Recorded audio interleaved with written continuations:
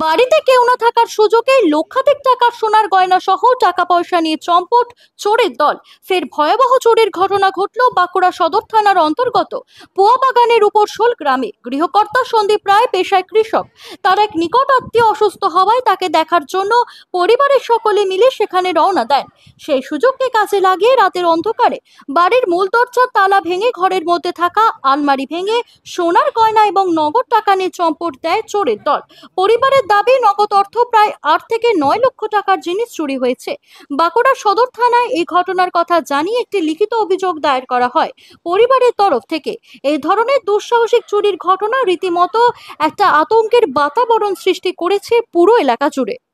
যা ছিল বার করেছে, আলমারিতে যা ছিল সব কিছু ফেলে টাকা গয়না ছিল নিয়ে আর পালাইছে।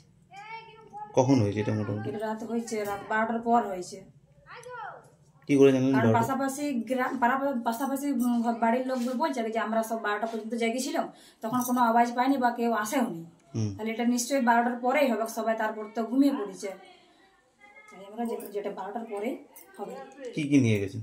টাকা ছিল আর হচ্ছে গয়না। কত কত কত টাকা ছিল? টাকা গয়না মিলে তো 58 লাখ টাকার মতো কি ছিল। কালকে হয়তো এই বাড়ি কখন জানলেন এটা? সকালে কিভাবে জানলেন?